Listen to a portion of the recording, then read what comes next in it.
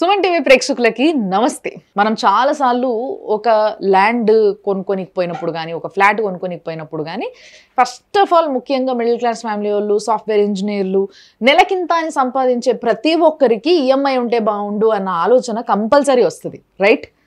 Yes, investment EMI అయితే చాలా బాగుంటుంది, నేను ఎన్నో కొనేసుకుంటుండే అనే ఆలోచన ఎంతో మందికి ఉంటుంది. ముఖ్యంగా ఈ విధంగా ఆలోచించే వాళ్ళందరికీ వాళ్ళ ఇన్వెస్ట్మెంట్ ఇక్కడ పెట్టుకోవడానికి బాగుంటుందని చెప్పి ఒక అద్భుతమైన ప్రాజెక్ట్ గురించి ఈరోజు నేను మాట్లాడబోతున్నా. నా ముందు ఉన్నారు 46acres.com founder and CEO Santosh గారు. ఎస్, నమస్తే అండి. నమస్తే మేడం.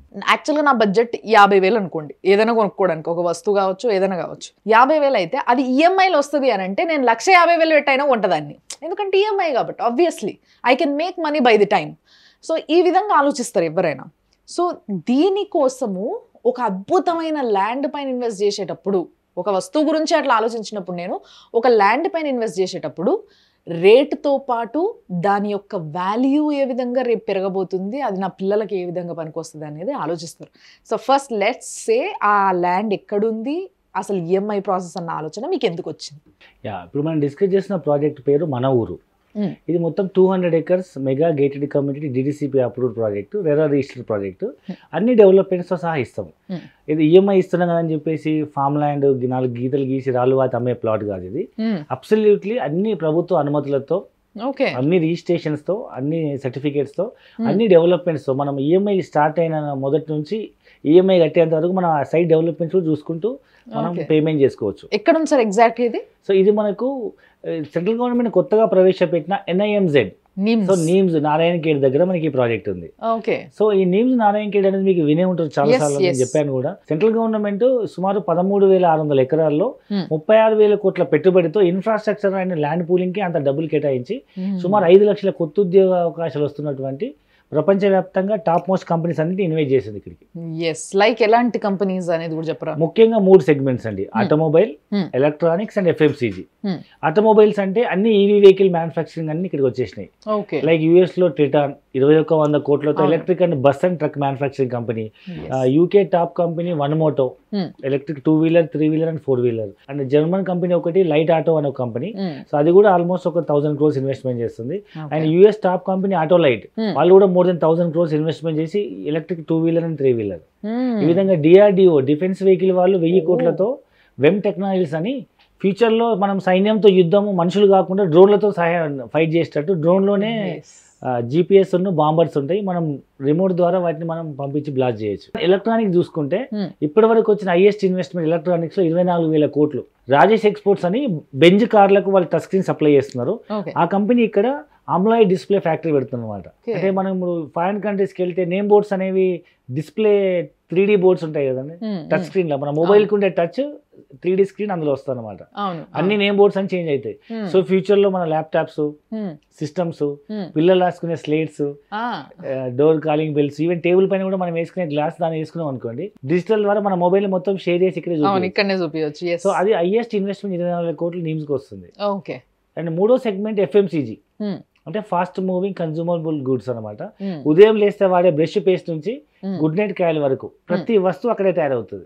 సో ఈఎంఐ దగ్గరకు వస్తే ఎట్లా ఇది, అంటే ఈఎంఐ ఆలోచన ఎందుకు వచ్చింది, అండ్ ఈఎంఐ ఎట్లా మేము ఏ విధంగా, అంటే బ్యాంక్ నుంచా మీ నుంచా, ఏంది ఇది ప్రాసెస్? సో జనరల్గా ఏంటంటే 5 ఎకరాలు 10 ఎకరాలు 20 ఎకరాలు వెంచర్ వేస్తే మనం ఇవ్వలేము. కానీ మనం గోయింగ్ టు ద హ్యూజ్ 200 ఎకరాల సైట్కి వెళ్తున్నప్పుడు, ఇప్పుడు మీరు 60 ఎకరాల సైట్ తీసుకుంటేనే అప్రాక్సిమేట్ మనకు 1000 ప్లాట్లు వస్తున్నాయి.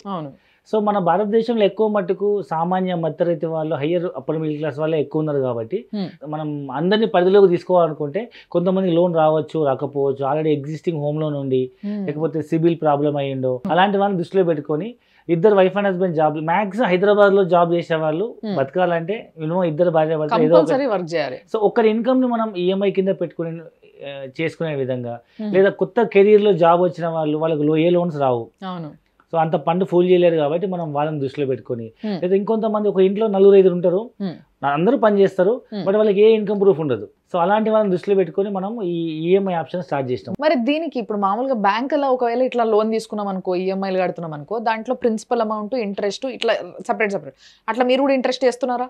అంటే ప్రెసెంట్ మనం కోట్ చేసిన ప్రైస్ అయితే 6,000 రూపాయలు గజము, అంటే 5,750 రూపీస్ స్క్వేర్ యార్డ్. దీంట్లో మనము ఇంకా మళ్ళీ ఈస్టో వెస్టో నా కార్నర్ అయితే అప్రాక్సిమేట్ 6,000 అని చెప్పినాము. యాక్చువల్ ప్రైస్ అయితే 5,750. ఓకే. సో మనం ఈస్టో కార్నర్ ఇంకా అడిషనల్ చార్జెస్ ఏమైనా ఉంటే అది 6,000 రౌండ్ ఫిగర్ అవుతుంది అని చెప్పినాము, రిజిస్ట్రేషన్ అని కలుపుకొని.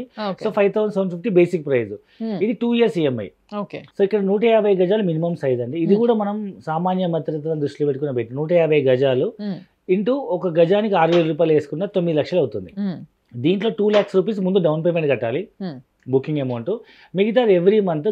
సో గజానికి 200 రూపాయలు చొప్పున, 150 గజాలకు నెలకి 30,000 రూపాయలు చొప్పున 24 months అనమాట. 2 years లో మిగతా డబ్బులు కట్టేసుకోవచ్చు. ఇప్పుడు చాలా మందికి మీరు చెప్పిన ప్రాసెస్ విన్న తర్వాత అరే అయితే మనం హ్యాపీగా కొనుక్కోవచ్చు అనే ఒక హోప్ వస్తుంది.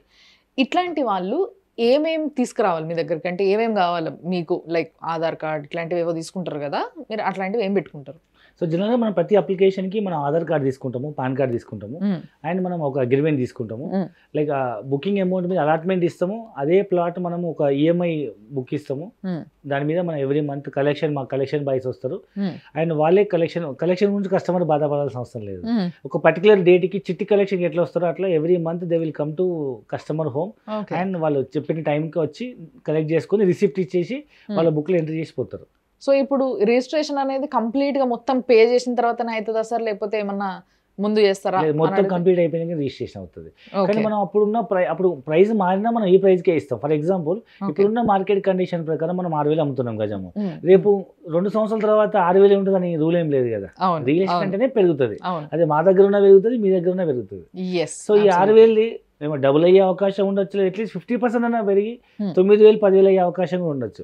తిరిగి మనం 6,000 గజంతోనే రిజిస్ట్రేషన్ చేస్తాం. ఫైనల్లీ మీరు ఎంత టీవీలో కనిపించి చెప్పినా కానీ మాకేంది సార్ గ్యారంటీ, మీకు సగం పైసలు కట్టిన తర్వాత మీరు ఎక్కడికైనా దొరకకుండా పోతే ఎట్లా? ఎందుకంటే ఇట్లాంటి మాఫియా చాలా జరుగుతుంది బయట.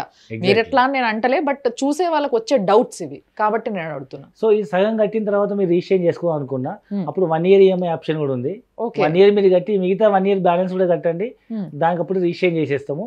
సో అప్పుడు మీకు ఇంట్రెస్ట్ రేట్ కూడా తగ్గుతుంది. ఇప్పుడు మనం అమ్ముతుంది 5,750 కదా, 5,000 రూపీస్కే రిజిస్ట్రేషన్ చేస్తాం 1 year ఈఎంఐ అయితే. వెరీ నైస్ సార్, నిజంగా చాలా మంచిది. అండ్ మీరు అన్నట్టుగా ప్రతి ఒక్కరికి ఒక ఆశ ఉంటుంది, కొనుక్కోవాలి, ఇన్వెస్ట్ చేయాలి, ఎక్కడో ఒక దగ్గర జాగ్ కొని ఉండాలి. ఇప్పుడు ఎంతమంది జోకులు చేసుకుంటారు ఇట్లా, దోస్తులు అందరూ కలిసి అరే మా అయ్య అప్పుడే ఆడ కొని ఉంటేలే ల్యాండ్ మస్తు వాల్యూ అయిపోయింది, ఒక ఎకరం ఆడ కొని పడేసి ఉంటే బాగుండు ఊరవతల అనుకోకుండా అని చెప్పి చాలా మంది మాట్లాడుకుంటారు. సో అదే మళ్ళా జరిగే అవకాశం చాలా ఉంది. కాబట్టి ఇలాంటి ఏరియాస్లో ముఖ్యంగా ఫ్యూచర్లో బాగా డెవలప్ అవ్వబోతున్న ఏరియాస్లో కొనుక్కోవాలి అన్న ఆలోచన ఇప్పుడు అందరిలో వచ్చింది. కాబట్టి అది ఎవరైనా కానీ, ఇందాక సార్ మీరు చెప్పిన ఎగ్జాంపుల్ నాకు బాగా నచ్చింది. వాచ్మెన్గా వర్క్ చేస్తున్న వ్యక్తి కూడా ఈరోజు బాగా అంటే సంపాదిస్తున్నారు, బాగా పైసలు ఉంటున్నాయి వాళ్ళ దగ్గర. సో వాళ్ళు కూడా నారాజ్ కాకుండా ఒక మంచి ప్రాజెక్ట్ అంటే ఇదే మన ఊరు అనే ప్రాజెక్ట్ చాలా అద్భుతమైన ప్రాజెక్ట్ అన్న విషయం నాకు అర్థమైంది. Thank you so much for this. Thanks a lot. Thank you.